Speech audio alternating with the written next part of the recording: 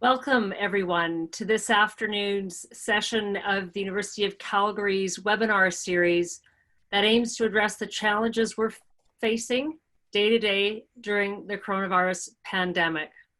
I'm your moderator for today's session. I'm Deborah Yedlin, and I am the Chancellor of the University of Calgary. And if you've joined us before, welcome back to welcome back to you, and welcome to all the new viewers joining us today. Please submit any questions through the Q&A feature that you'll see at the bottom of your screen, and we're going to answer as many of your questions as possible. And what we're doing today is addressing this is a second session addressing the COVID-19 pandemic, and we have two virologists who are going to be talking about some of the things that have transpired in the last 10 days following on their previous session on March 30th. This is a time of uncertainty, and the University of Calgary, like many other organizations, has adjusted to this new world order. We've moved classes and almost all operations online, and as we've done this, we've also taken steps to support our students and protect the academic experience. But in addition to supporting our students, it is really important to us that we connect with you, with the community in such a troubled time, so that you can understand and we can share the information that we have and help connect you with those that have the capacity to help and to inform. We're here to support our community through this unprecedented time and share the knowledge of our scholars who are experts in their fields. And as I mentioned, we're going to be speaking with two virologists today, Dr. Guido Van Marl and Dr. Christopher Modi.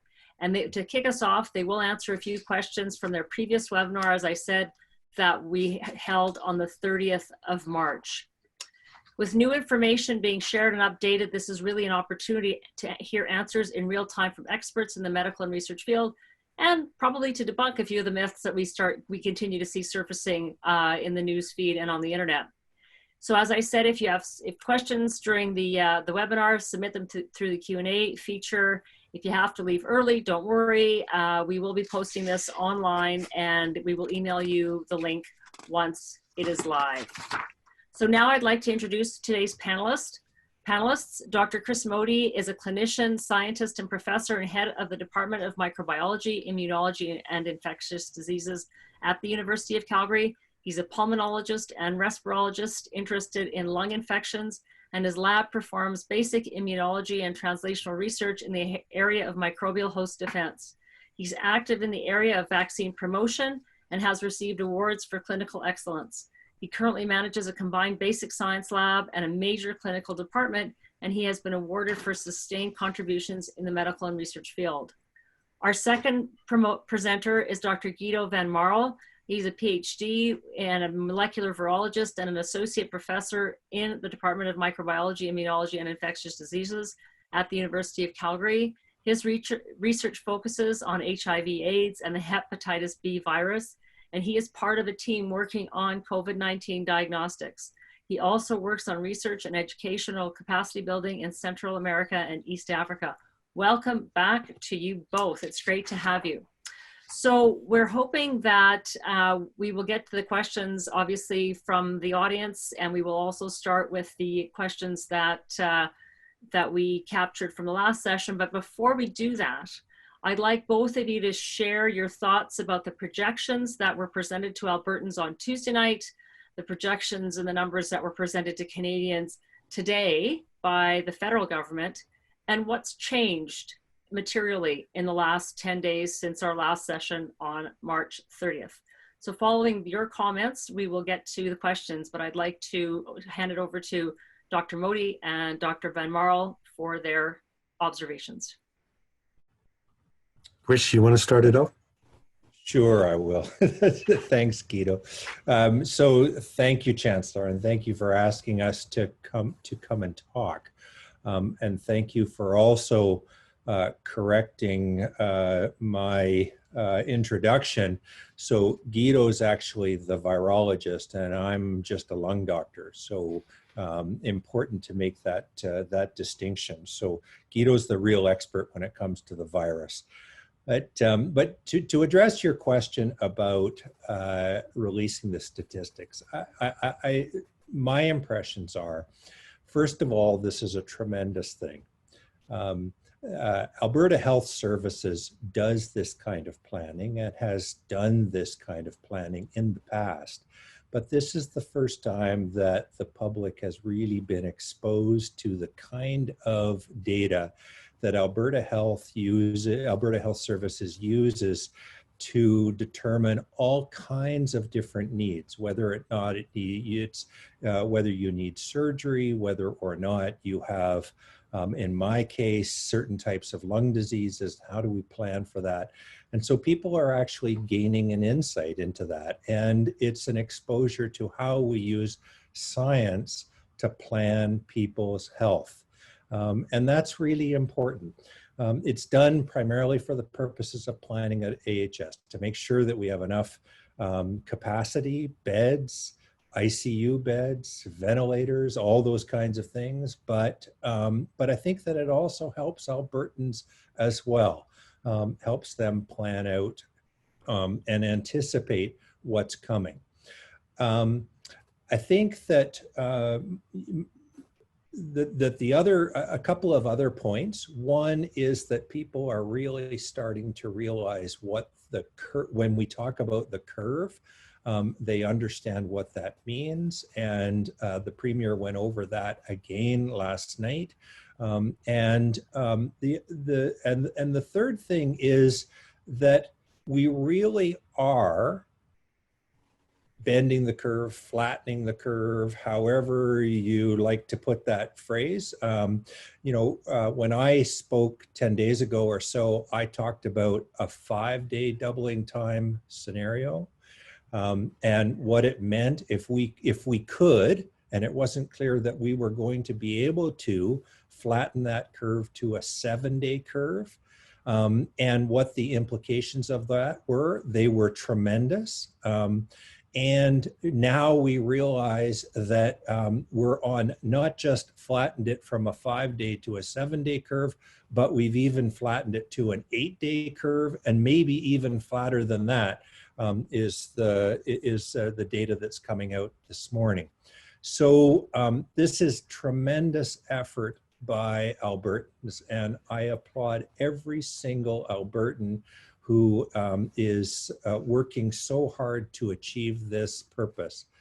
But I would also say a very important thing is that flattening the curve is one thing, but the curve is still going up. And we've got to not just flatten the curve, but we've got to turn it around and make it go the other way. And so it's like we've got our foot on the gas a little bit. Now we need to really put our foot on the gas and get the curve to bend around the other side and come back down. And it's going to be hard, but that's what we've got to do. So those are my thoughts about it, Chancellor. Thank you. Dr. Van Marl. Okay, well, thank you for your nice introduction too, Chris, about me being a virologist. But I would say I'm just the virologist, you're the lung doctor. But we're going to go into, but with regard to the numbers, I've not much to add to what Chris said or Dr. Modi said. But yeah, it's like it will be a sustained effort. Those numbers, it's good to see, I think, for everybody to get a look into the kitchen, what is really going on, so that we can actually also are well informed, that there is no mysteries, no things about it, no mysteries about it. And yeah, we have to keep plugging away at it. And it's a sustained effort from all of us. And a lot of us are working hard to get this done in the right way. But it will be a sustained effort to keep going on to get it to really bend the curve. So I'm going to I just want to pick up on what Dr. Modi said about the 5 to 7 day curve. That really stuck with me. And that, I think I recall the 5-day curve was 23,000 or so people infected. And if we bent it to 7, it was 14,000. If we're getting to 8 or beyond that, what does that number look like? Because I remember there was 1,400 ICU cases in the context of the 23,000, and I think 430 ICU cases in the context of the 14,000. So what do those numbers look like if we're getting to 8 or beyond? A good question, Deborah. I'd like to bring up a couple of cautions, but the short answer to your question is I haven't done my modeling with 8-day, 10-day, 14-day, and so I'm not going to be able to answer your question directly, but I would just caution people when they look at those is there is a little bit of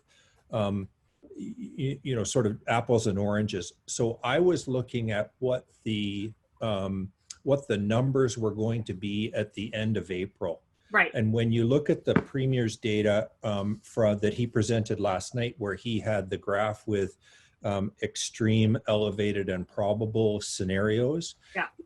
So first of all, he's not looking at the increase or the total number of cases that have occurred from the start.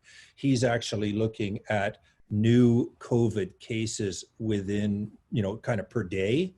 Right. And so, and then he's mapping it right out to right out to the end of the pandemic, basically.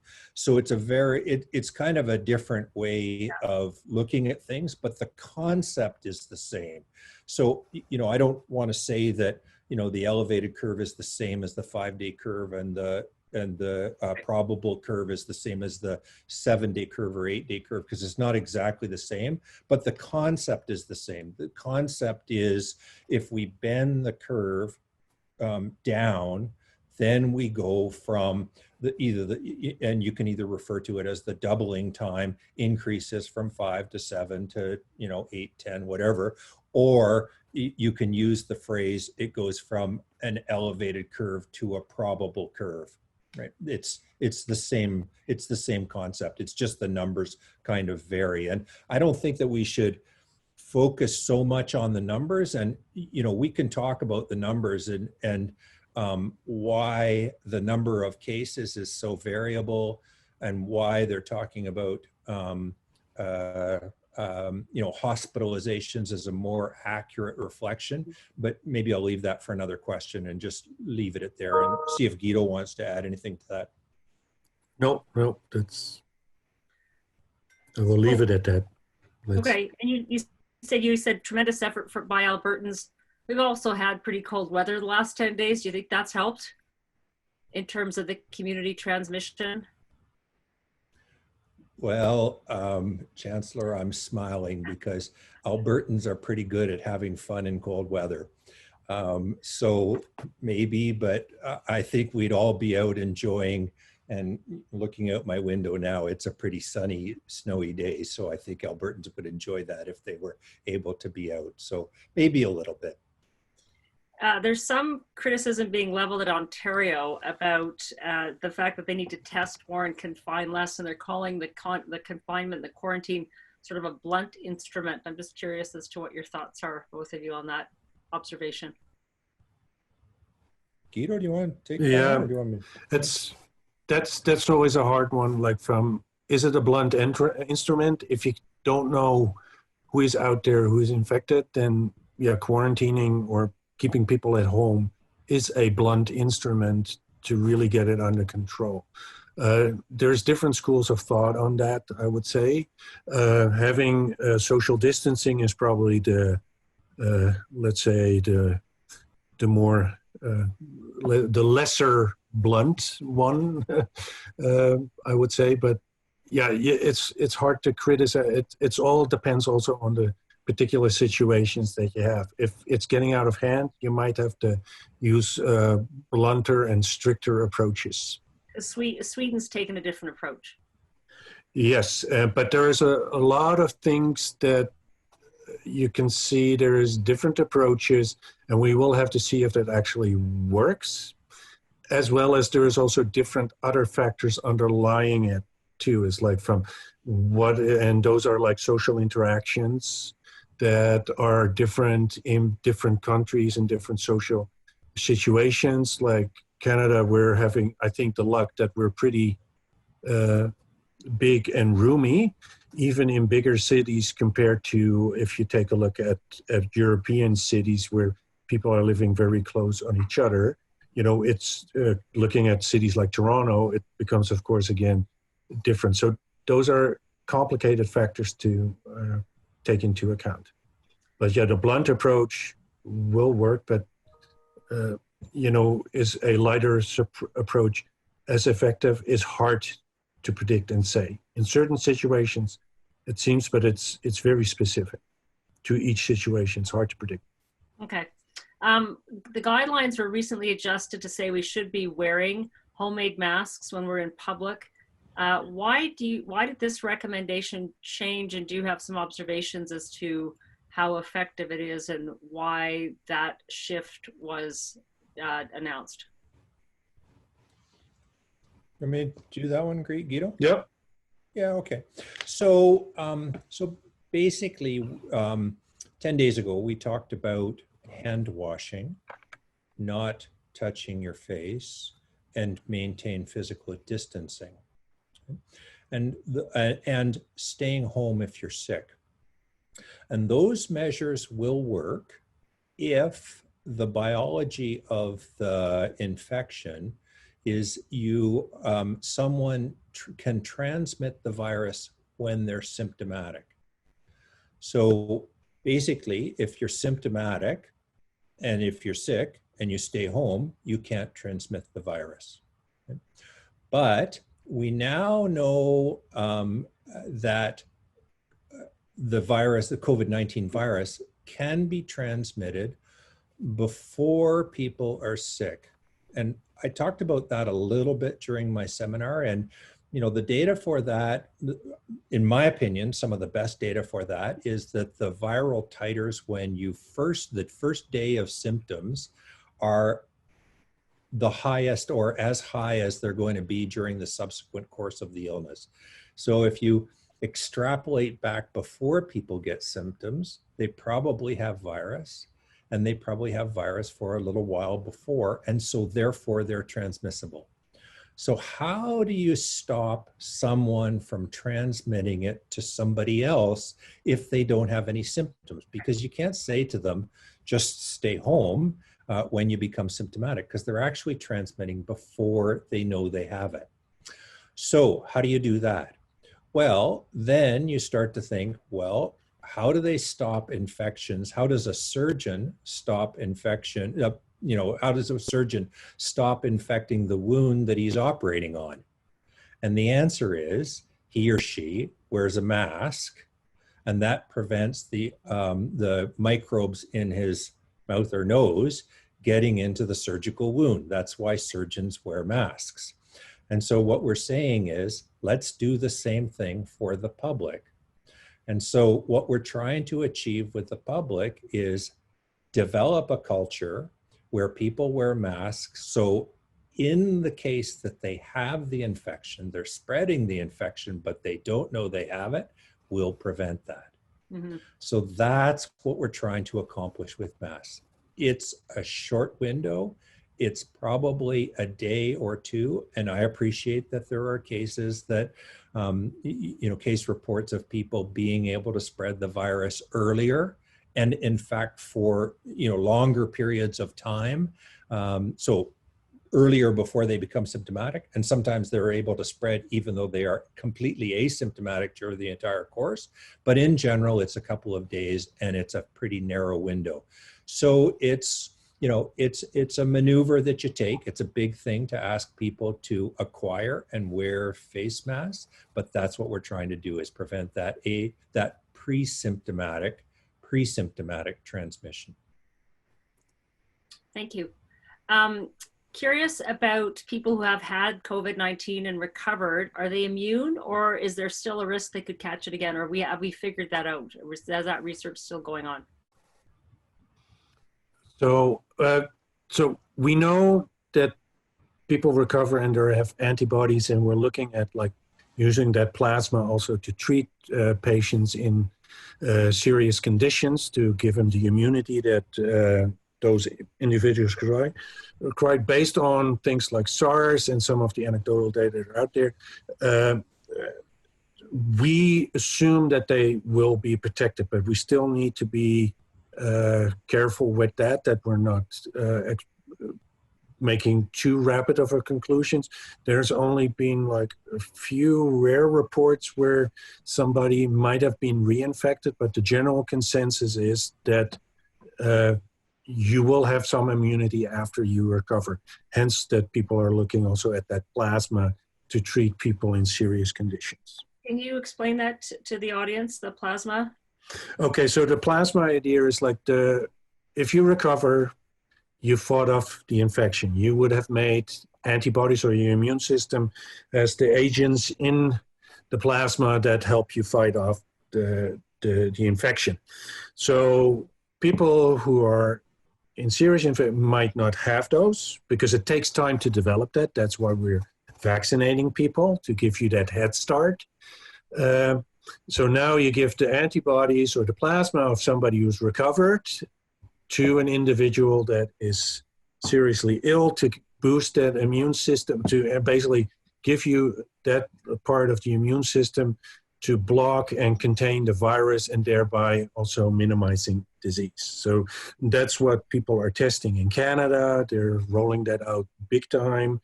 And some of the results from China that they had with a small group of patients look promising. So hence that people are looking into that. What other diseases or what else is this treatment used for? Like what other cases is it applied to? Oh, so people have used it for Ebola. It has been actually some of it even for like rabies. They use this immune serum or use similar approaches. So it is a very old way of doing things, of sort of adding protection if you don't have immunity yourself. Right. And so it's been around for a while. So and also they've tried it on SARS and other areas to do that. So how does the virus, this COVID-19 virus, affect people with pre-existing autoimmune issues? And is this plasma treatment available to them? Guido's being silent, so I'm okay. So it's like I don't want to hug the whole conversation. That's fine. So I just wanted to make a comment, and that is, what are the individuals for? What are the implications for an individual and for public health if someone has tested positive, become symptomatic, and has recovered? And I think there are a couple of implications of that. The first is, should that person be reassured that they have immunity that will last for a while? Of course, we don't know how long, but the answer is, I think they should be reassured. But there's another side to that, and that is, if you've had COVID-19, can you stop washing your hands? Can you stop taking precautions? Can you return to work and say, well, I don't have to follow these public health measures anymore because I'm immune. I'm not going to spread it anymore. I'm not going to get the disease again. I think, I feel very uncomfortable with that approach. I think people, even though they've recovered, should continue to wash their hands. They should continue to adhere to the public health measures. And like everyone else, wait until we have the all clear to go back to work and do all of the regular activities. So I think that that's an important, important point to make. Okay. And I would second that. Yeah. Yeah. And the other point was autoimmune. It was about autoimmune people. Oh yeah. And how does the disease affect them? The virus. Right. So basically, we're talking about people that have that are immunosuppressed, that have defective immunity, and it isn't just people that have autoimmune disease and take drugs to suppress their immune system. It includes people that have cancer, chemotherapy that affects their immune system, people that are born with immunodeficiencies, and people that have had transplantation and that sort of thing as well. And the answer there is we're still studying that. We don't know about that. And I guess I would say that I'm a little bit surprised at the paucity of reports in patients that have autoimmune disease and transplantation and all of those sorts of things. There have been cases of disease in that population. We've had them in Calgary, but I don't know that it's completely, you would expect a high excess of cases in that kind of population. Right. And I don't know that we're seeing that. So, we'll see as we get a big enough number of patients to actually see whether or not how much those conditions predispose. In the meantime, we're using paradigms from all kinds of other infections, and most particularly viral infections, to know, to advise our policies about these things. And so, we are asking, and in general, those people are very careful about how they expose themselves to the community and to viruses and all of that, and they need to continue to do so. But exactly how much risk it poses, that's an interesting question, and we'll see when we start getting more numbers in. Yeah. Hey, I just, Guido, did you have anything to add to No, that? no, it's indeed, we don't really know, but there's also, like Chris said, if you have those diseases too, you're probably, that may add to some of the paucity because you are more careful and might therefore protect yourself. But that's hard to predict or hard to really confirm that. But we are more on the side of caution with these type of diseases. So there's a couple of questions that are about, we have tests that tell us who is currently sick, but are there tests that have been developed or in process of being developed to know who's already had it and have recovered? I guess people want to know if they had it or not. They want to know if they can go back to work. Where are we on that front? So people are working hard. Like, it comes down to those antibodies. Right. So the assumption is that if you've had an infection, you cleared it, you will have the antibodies or those immune components that protect you from a new infection, hopefully. But that is basically a signature of you've had the virus, you have no viral genome, based on the other tests that we use. Then we know from you've been exposed, you cleared the virus, and you've probably been infected, either symptomatic or asymptomatically, Okay, whatever so that way. The question is what happens if, symptomatic's one thing, you were sick, you have the test and we've proven that. So what happens if you're asymptomatic? So if you're asymptomatic, you will still have antibodies, because if you've been infected, the immune system will respond and will make those, in the vast majority of the cases, will give you those antibodies. So we can look at that and then know from, you've been infected and you've cleared it. That's how we do it with other viral diseases too. We can see that in the test of like the plasma for the antibodies. So that's what we're looking for too. So we're very interested in that, and our people are working on that too, on having good tests that will check for those antibodies. So even though, let's say, if hopefully we can bend the curve and flatten the curve and basically get it all to zero, we will be very interested to see how many people that were out there that were infected that way. So, but it's currently, that is one of the main thrusts of several individuals or of a lot of researchers to come up with those tests and assess that in the population. So this is something that's crossed my screen. This has also come up as a question. It's a beautiful day. A lot of people are outside running. Some people are going out for rides. On the BBC website, there's a study, I believe it was out of the Netherlands, that suggests walkers should be separated by 4 meters, runners by 10 meters, and cyclists by 20 meters from others due to droplet suspension in their wake. I'm wondering if either of you could comment on this, and is this absolutely something we should all be paying attention to? if we're out there? So I think in Alberta, we've pretty much stuck to the 2-meter guideline. I think that the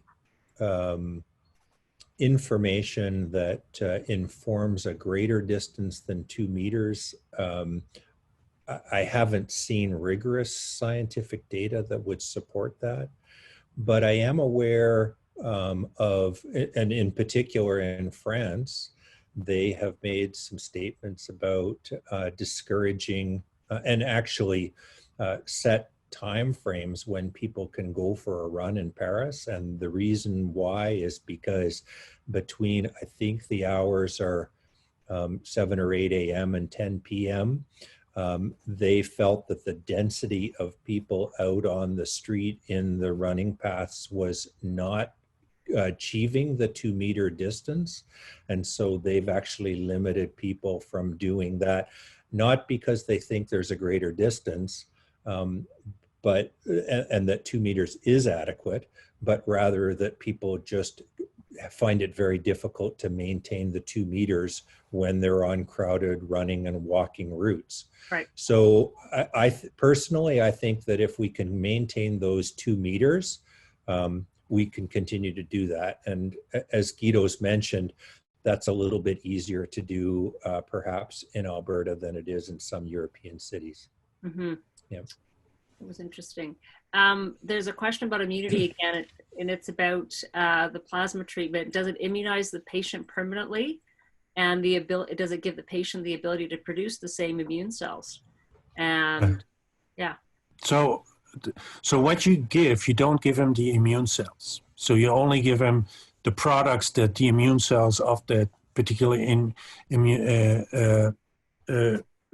particular immune person produces. So it's not like a vaccine. So it's sort of like you give them the antibodies, and then they will do the action, and then your own immune system has to take over and produce those. So it is not working like a vaccine in that sense. Okay. So it will not last longer. It depends on how long those antibodies stay in your circulation. Right. Are there serological testing being developed in Canada? The answer would be yes. Several people, yeah, right. And I can't name them all, but no, that is a lot of people are working on it. And is it across the country, or are there like is every sort of research institution looking at this sort of thing, or is this restricted to certain parts of certain institutions that have particular expertise? Several individuals working on that all over the country, I would say. So I might just say something to clear something up, Chancellor, and that is, so in the medical field, when we're studying antibodies, which Dr. Van Marl talked about at some length earlier, studying antibodies is serology. Yeah. Oh. So when we talk about antibody testing and serology, we're referring to the same thing. Okay, that was a question. Yeah. Sure. Okay. Yeah. Okay. That's good. What are your thoughts on herd immunity? That's a really interesting question, because if you look at the Premier's data, mm-hmm. what he's showing, so if we talk about flattening the curve, the extreme curve that he's got is 1.6 million Albertans are going to become infected. Right. And if we move that all the way down to the probable curve, he's predicting 800,000 people are going to become infected. And you might ask, so how do we actually achieve that? Flattening the curve is very important if we're trying to provide health resources and provide optimal care for people. But how does quarantine actually reduce the total? So to use the engineering jargon, how does it reduce the area under the curve?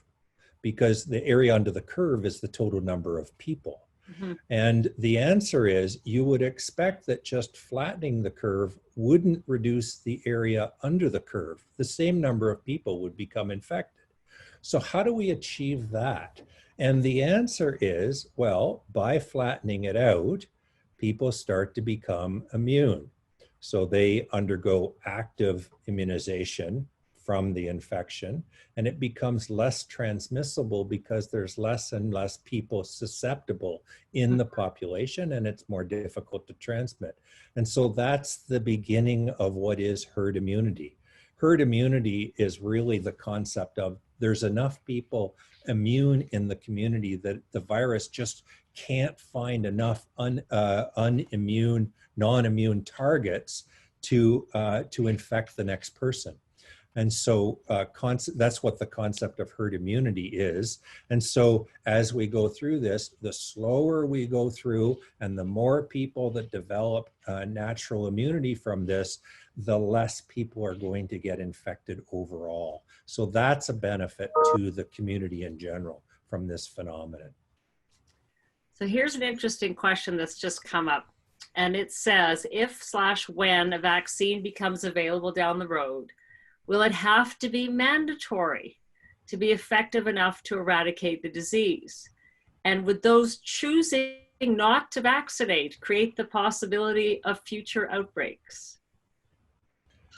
I'm going to let Guido talk about the whole concept of mandatory vaccination. Conversation, I think, but Right. yeah.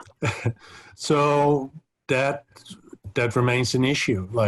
However, because there will be people who, for medical reasons, cannot be vaccinated. Okay. But in order for us to be protected, we need to have a good number of people vaccinated. So, and when it comes to the legalities or the judicial issues around that, I would probably refer to some of our legal experts and social scientists on that area. But if we have a vaccine, if we can roll it out broadly, same as we would be able to do with the flu vaccines, if we can hit enough of the people, or basically can vaccinate a lot of the people, then we protect the people that for medical reasons cannot be vaccinated. And who falls into that category? Who cannot be vaccinated for medical reasons? So that would be people with immune deficiencies or other abnormalities or immune diseases or certain other where the vaccine, depending on what type of vaccine it is, or they're actually, would not respond appropriately to the vaccine. Mm-hmm. Are there any updates on? Oh, sorry, Dr. Modi. Well, I was just going to make a couple of comments, and the first, so I absolutely agree with what Dr. Van Marl's saying, but to make a couple of comments. The first is, I don't think that we would have very much of a problem with asking people to take the vaccine. I think there'd be a wide uptake of a vaccine for COVID-19 if it were available very soon. I think people would be lining up to take that vaccine. So that's the first comment. The second comment is, over the long term, there are issues of mandatory vaccines, and I think that's been a topic in the press previously, and in some jurisdictions, they have decided that if you want to send your children to school, they have to be vaccinated, and you don't get to send your children to school if they're not vaccinated.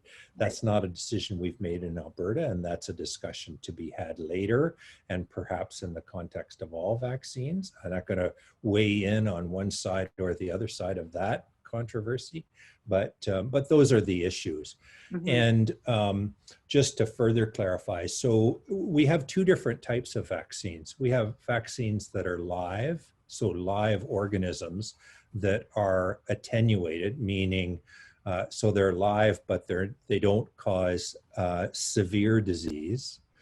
So that's one type of vaccine. And the other type of vaccine is where there is no live particles in it. And so you can't actually get the vaccine, you can't actually get the infection from the vaccine. And so people that are immunosuppressed, we don't give them live vaccines because we could actually cause the disease. Sure. But we do give them killed vaccines. The killed vaccines are just not quite as effective because they don't have robust immunity to try to generate a vaccine response. But we still do it to try to achieve as much benefit as we can. What are the updates on the vaccine development process? Is there anything you can share with us? we're plugging away on it. It's a lengthy process because we have to figure out exactly what Dr. Modi said about the different types of vaccine, which ones will it be and which ones will actually induce the protection that we're looking for. So that we cannot rush that, because if we rush that, then we might come to premature conclusions about, oh, this is a good vaccine, we vaccinate everybody, we go around our business, and we're actually not protected. Do you have any comments on the data that seems to be showing a lower death rate in countries where TB vaccines are mandatory? That is a difficult one to answer, I would say. Chris, do you have an answer for that one? Yeah. So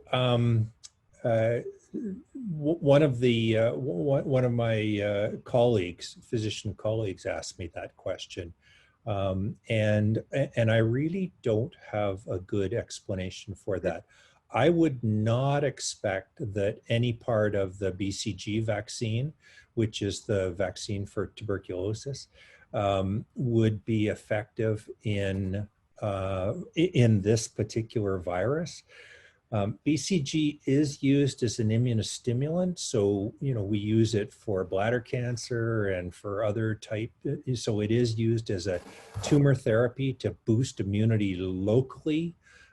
It's in general, it's not very effective for systemic malignancies. Could it be the immunostimulatory properties of it? I don't know. Is it a cross-reactive immune response?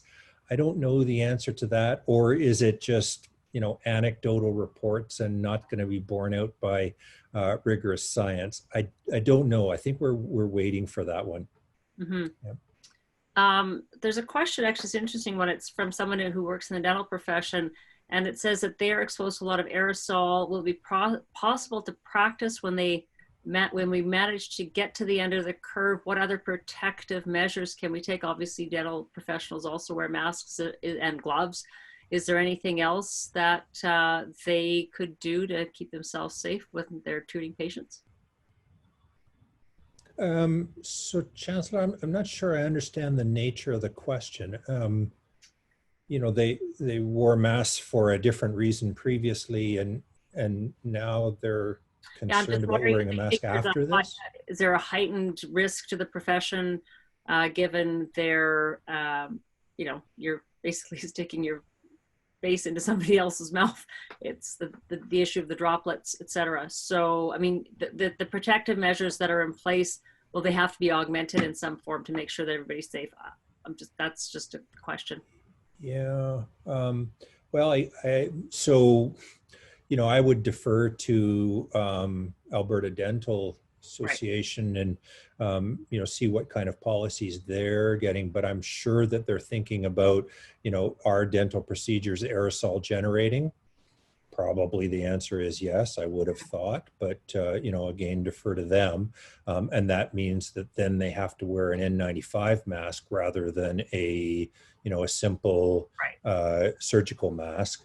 So that, and then there's the issue of doing dental procedures, dental care on somebody that has COVID-19.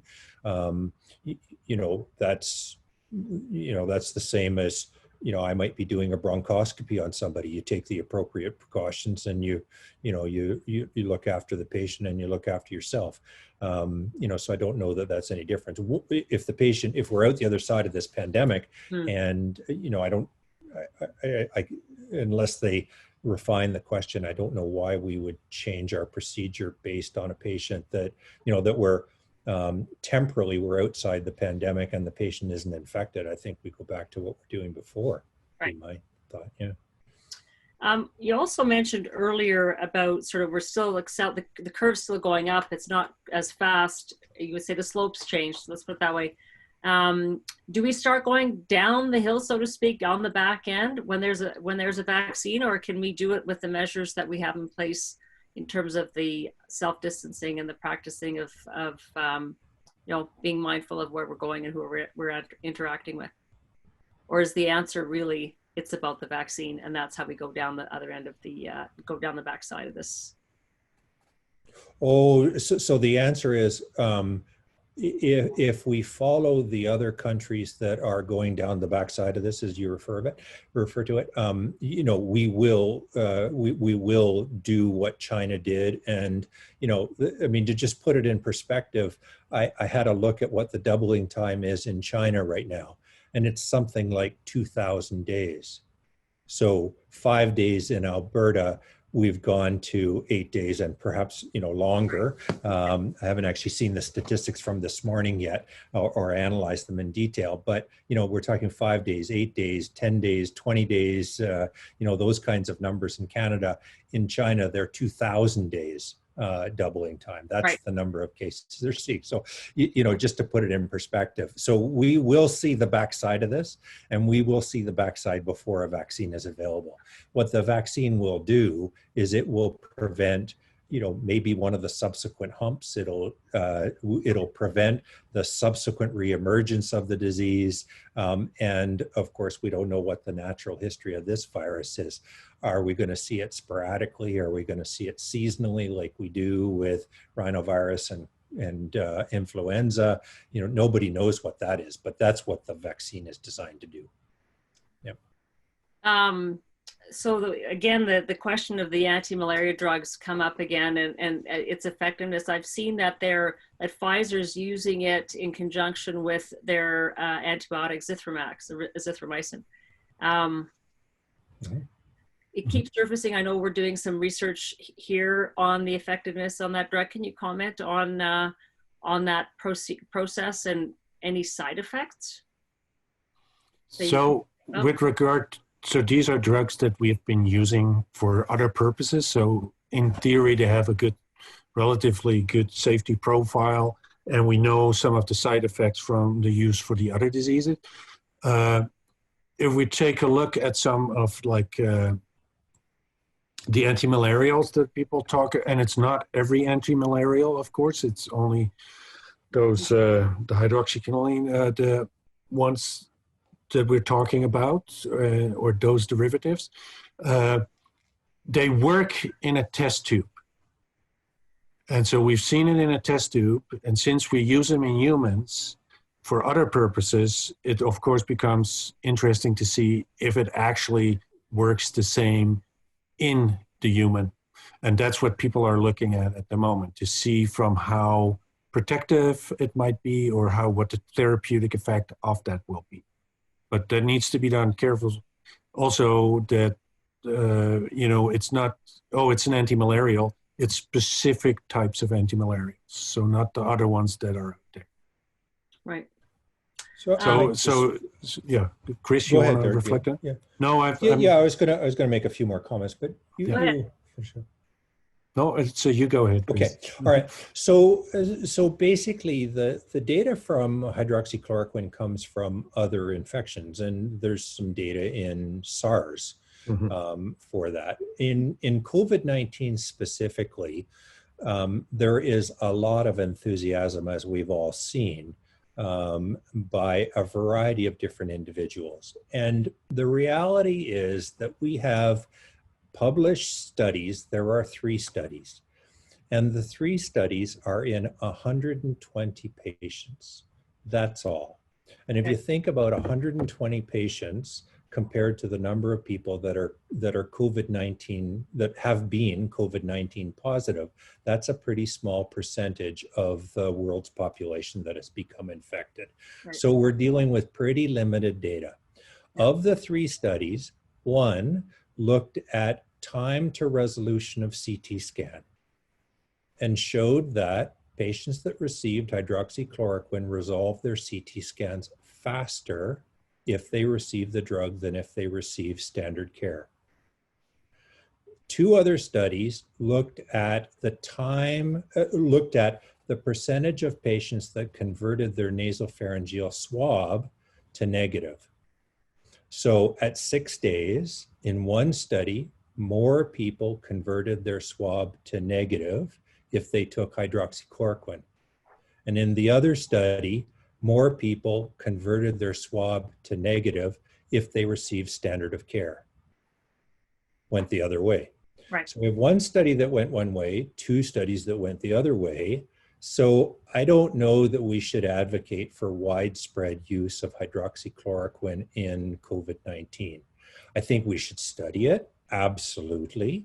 It's really quite a safe medication compared to other antimalarials that might be used for this purpose. But, I have patients in my practice that are on hydroxychloroquine, and we have them visit an ophthalmologist every 6 months because of the eye disease. Right. There are severe skin manifestations. They're like many drugs. There are side effects associated with them. They are not completely without risk. And so you have to balance risk versus benefit. We don't know about the benefits yet. We need to study that, but we sure know about the risks, and we know we can hurt people with them. And so with regard to that too, people have used it for other viruses and it worked well in the test tube. But when that was with dengue virus, but when they were rolling it out, bigger trial, they saw no benefit. And so that's why we need to be careful with, if what Chris pointed out with the 2 different, 2 studies giving a different effect, we need to be cautious with that. So lots of misinformation out there, questions. People want to understand how long the virus can remain viable in the air. Some, is it 3 hours? Is it 2 hours? Is it 20 seconds? So can you get sick from breathing in a place where someone who is sick was just occupied that space? And the follow-up to that is really, how long can the virus survive on a surface? So there have been studies done on that, and on plastic surfaces, it was up to 3 days. And so that would be, and also for some other of the SARS coronaviruses, so the predecessors of this one, similar things have been found. It changed when you had other like paper or other, the survival times might have been shorter, but it can exist on a surface for quite some time. So cleaning in that regard, especially nice and clean surfaces, such as plastics, are very prone to that. So when you're going to the grocery store and you're buying items in containers, or if you're going to Home Depot for some reason, should you be washing the packaging, or is it just enough to take the item out of the package, throw it out, and wash your hands? So, Chris, you Go ahead, Guido. Okay, so yes, you can clean it, but also like from things that come out of the factory, also if they're clean enough, then it's where good hand hygiene afterwards would work as well. But you can clean, but you have to watch out like how you clean, because you might do more harm than good if you don't clean, because if you start using bleach, that could harm you more. So it needs some careful assessment of that. Chris, you want to reflect on that further? Yeah, I'm just make a couple of comments. So I think people should be aware that if the virus is on a surface, depending on the nature of that surface, it can go anywhere from 1 hour to 24 hours. But the cleaners that we recommend 70% alcohol, Lysol, all of those different types of cleaners basically reduce the survival time of the virus to 1 minute. Wow. So we go from 1 hour or 1 day to 1 minute.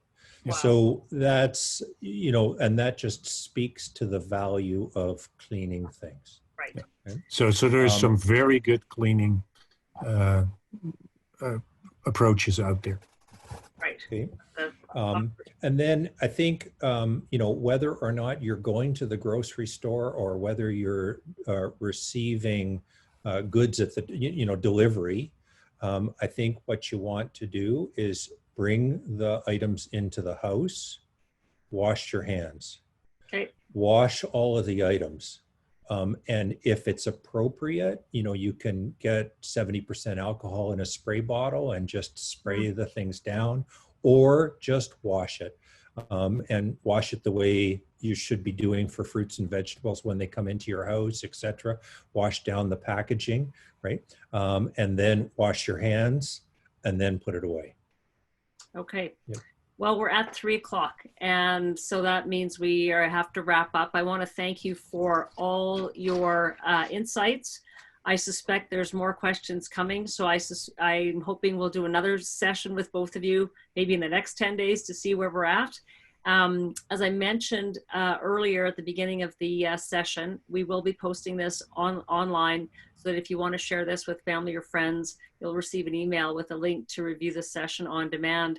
I think one of the takeaways is you can reduce the virus living from 1 to 24 hours to 1 minute if you use the right cleaning products. That's the takeaway for me today.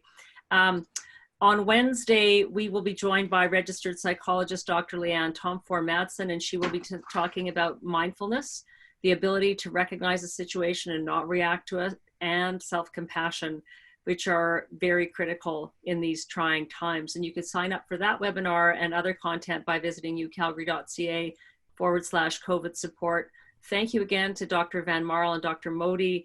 Stay healthy, keep washing your hands, and we'll see you next time.